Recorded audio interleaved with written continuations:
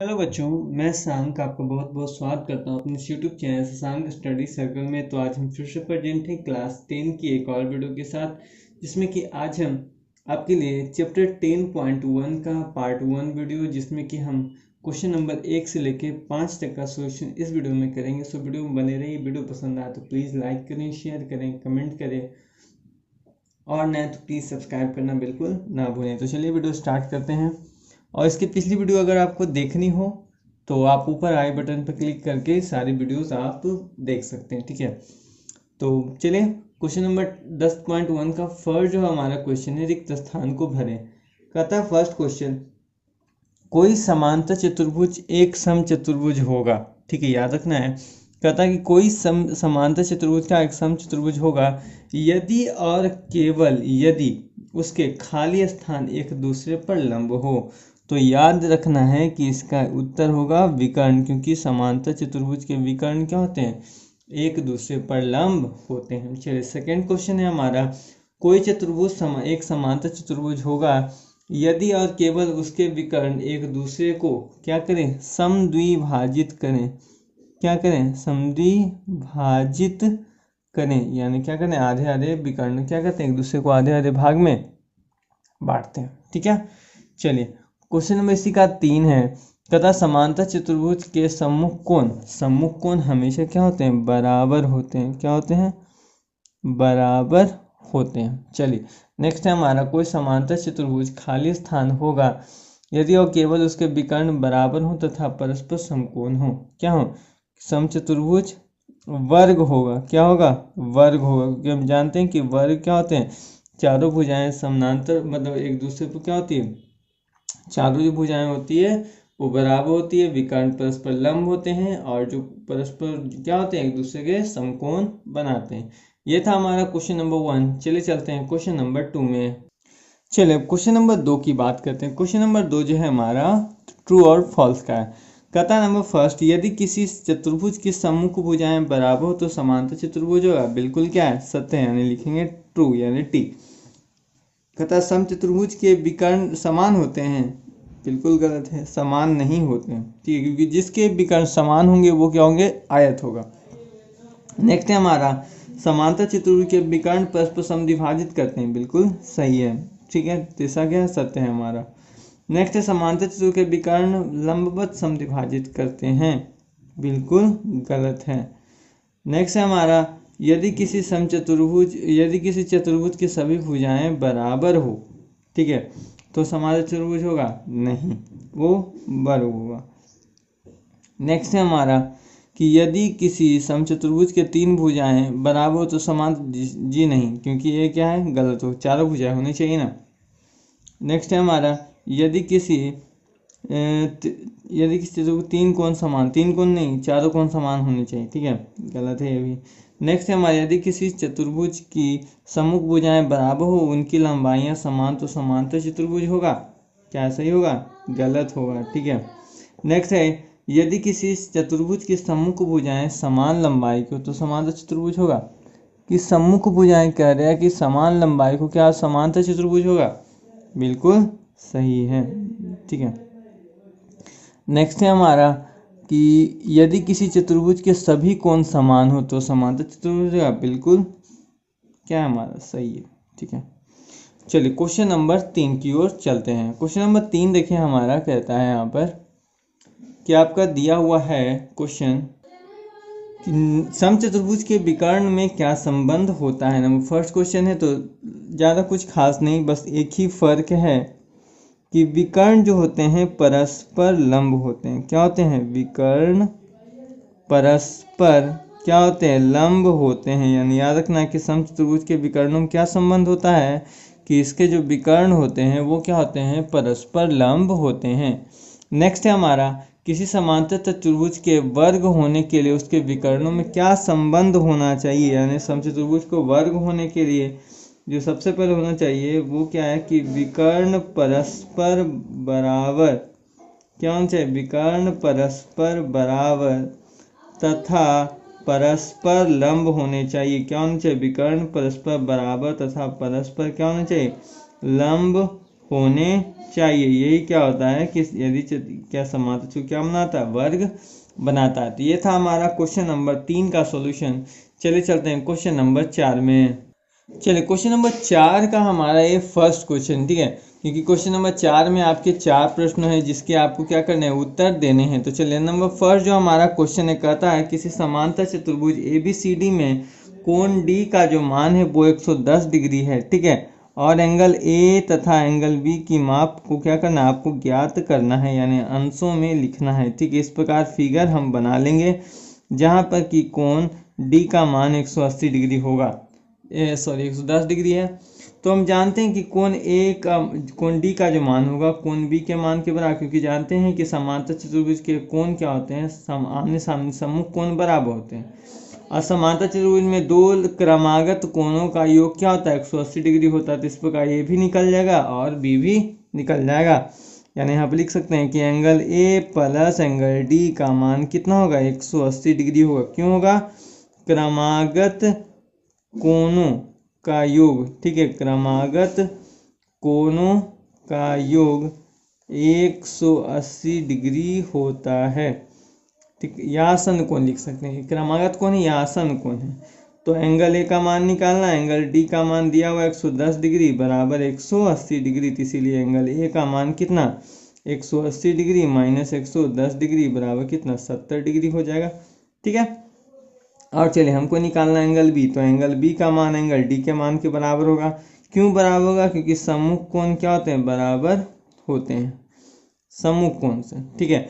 तो इसीलिए angle B का मान कितना हो जाएगा, 110 डिग्री, यानी इसी प्रकार लिख सकते हैं कि एंगल A बराबर 70 डिग्री और एंगल B का मान कितना, 110 डिग्री। ही आपका आंसर हो गया, ठीक है। चलिए इसी का क्वेश्चन नंबर 2 देखते हैं। कहता है किसी समांतर चतुर्भुज के दो कोणों का जोड़ क्या है, 140 डिग्री है, ठीक है। तो आपको क्या करने हैं, उस कोणों को ज्ञात करना है, ठीक है। समांतर चतुर्भुज है तो जस्ट वही फिगर हम यहाँ पर भी बना लेंगे, ABCD। कोई भी दो कोण आपको क्या करने, ले लेने हैं, ठीक है। अब हम क्या, दो समांतर कोण, ठीक है, यानी यहाँ पर याद रखना है ये क्या होंगे, सम्मुख कोण होंगे। दो कोण जहाँ पर दिया है तो इसको लिख लेना आपको क्या, दो सम्मुख कोण, ठीक है। प्रश्न में छूट गया है, यानी आपकी बुक में ही दिया है, छूट गया है, ठीक है। तो दो सम्मुख कोण आपको लिखना, दो मान लेते हैं, ये दोनों सम्मुख कोण ले लेते हैं, ठीक है। यानी angle A plus angle C का मान कितना, 140 डिग्री होता है, ठीक है। हम जानते हैं कि सम्मुख कोण बराबर होते हैं, इसीलिए एंगल C की जगह हम क्या लिख सकते हैं, चूंकि आप लिखेंगे एंगल A का मान कितना, एंगल C के बराबर होगा, क्योंकि सम्मुख कोण क्या होते हैं, बराबर होते हैं किसके, समांतर चतुर्भुज के। तो 2 एंगल A कितना, 2 एंगल A का मान कितना, 140 डिग्री, इसीलिए एंगल A का मान कितना, 140 डिग्री बटा 2, इसको काटेंगे तो कितना, 70 डिग्री। तो एंगल A का मान कितना, 70 डिग्री आपका आंसर हो गया, ठीक है। तो ये था आपका क्वेश्चन नंबर 4 का 2। चलिए चलते हैं क्वेश्चन नंबर 4 के 3 में। चलिए क्वेश्चन नंबर 4 का 3 देखते हैं। क्वेश्चन नंबर 4 का 3 कहता है यदि किसी समांतर चतुर्भुज का एक कोण अपने आसन्न कोण का 4/5 है, ठीक है। सबसे पहले क्या है, एक समांतर चतुर्भुज हम बना लेंगे, ठीक है। कहता कि एक कोण जो है दूसरे कोण का क्या है, आसन्न कोण, यानी अगर लगातार सेम ये दोनों ले सकते हैं, या ये दोनों या ये दोनों या ये दोनों, ठीक है। समांतर कोण क्या है कि एक जो है दूसरे का 4/5 है, ठीक है। तो लिख लेते हैं यहाँ पर कि माना वह आसन्न कोण, ठीक है, माना वह आसन्न कोण एंगल A तथा एंगल B है। आप चाहे तो एंगल BC ले सकते हैं, AD ले सकते हैं, DC ले सकते हैं, कोई भी ले सकते हैं, ठीक है। तो आप लिख लेते हैं कि एंगल B का मान लेते हैं x और एंगल A का मान लेते हैं 4/5x, ठीक है। या इस प्रकार आप लिख सकते हैं, ठीक है, क्योंकि x यहाँ भी लिखिएगा तो ऊपर ही आएगा। तो अब इन दोनों का जो योग है, जानते हैं कि दो आसन्न कोणों का योग कितना होता है, 180 डिग्री होता है। क्यों होता है, तो लिख लेंगे आसन्न कोण से, क्योंकि दो आसन्न कोणों का योग आप कैसे भी ले लें तो क्या होना चाहिए, 180 डिग्री होना चाहिए। एंगल A का मान कितना है, 4/5x, अब प्लस x का मान कितना, 180 डिग्री, तो कितना 4x प्लस 5x बटा x बराबर 180 डिग्री। तो कितना हो जाएगा, यहाँ पर देख लें तो हो जाएगा 9, सॉरी यहाँ पर 5 हो जाएगा ना, तो 9x बराबर 180 पचे 900, इसको काटेंगे तो 100 डिग्री, तो x का मान कितना 100 डिग्री। और एंगल x किसका मान है, एंगल b का, तो एंगल b का मान कितना 100 डिग्री होगा। एंगल ए का मान कितना 4x/5 है, यानी 4 गुने 100/5, चलिए b पचे 100, यानी 20 चौके 80 डिग्री। तो इसीलिए एंगल ए का मान कितना 80 डिग्री और एंगल बी का मान कितना 100 डिग्री आपका आंसर हो जाएगा। यानी दो आसन कोण 80 डिग्री या 100 डिग्री, कोई भी हो सकता है, एंगल डी भी हो सकता है, एंगल सी भी हो सकता है, एंगल डी ए भी हो सकता है, बी सी भी हो सकता है। आप जो मान रखेंगे उसका मान क्या है, इतना ही आएगा। तो चलिए चलते हैं क्वेश्चन नंबर 4 के 4 में। चलिए क्वेश्चन नंबर 4 का 4 देखें तो कहता है किसी समांतर चतुर्भुज ABCD की भुजा ई तक बढ़ाई गई है। ठीक है, एक क्या है, हम ऐसे बना लेते हैं। ठीक है, ABCD, एक भुजा क्या है ई तक बढ़ाएगी, इसको ई तक बढ़ाते हैं। इस कोण का मान कितना है 65 डिग्री है। ठीक है, चलिए अब 65 डिग्री है तो जान दें कि एक भुजा पर कुल कोण यानी एक रैखिक युग्म का मान 180 डिग्री होता है। तो ये एक रैखिक युग्म है, तो 65 डिग्री है, तो इसको घटा लेंगे तो 115 डिग्री आएगा। यानी इसको सही से लिख लेते हैं कि angle BCD plus angle DCE, ठीक है, का मान कितना 180 डिग्री। कैसे, लीनियर प्रोपोर्शन से, यानी रैखिक गुण से। ठीक है, तो BCD का मान हमको निकालना है ना। देखिए BCD यानी इस कोण को निकालना है, तो बराबर कितना 180 डिग्री माइनस कितना 65 डिग्री बराबर कितना 115 डिग्री। इसका मान आ गया 115 डिग्री। ठीक है, तो एंगल ए का मान कितना, क्योंकि हमको क्या है यहाँ पे एंगल है, तो जानते हैं एंगल ए किसके, इस कोण की क्या सम्मुख कोण बराबर होते हैं ना समांतर चतुर्भुज के। तो एंगल ए का मान एंगल BCD के मान के बराबर, तो कितना एंगल ए का मान कितना 115 डिग्री। यही आपका आंसर हो गया। ये कैसे होगा, तो सम्मुख कोण से।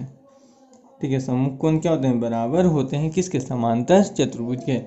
तो ये था हमारा क्वेश्चन नंबर 4 के चारों प्रश्नों का उत्तर। आइए चलते हैं क्वेश्चन नंबर 5 में। चलो क्वेश्चन नंबर 5 का था समांतर चतुर्भुज ABCD में एंगल DAC, देखे है ना, DAC का मान 40 डिग्री, एंगल ABC का मान क्या है 60 डिग्री। अब कहिएगा सर DAC यानी देखिए बीच वाला जो कोण होता है उसी का मान दिया रहता है। ठीक है, दिया हुआ है तो रिक्त स्थान को भरें। एंगल ACB यानी ये कोण ज्ञात करना है।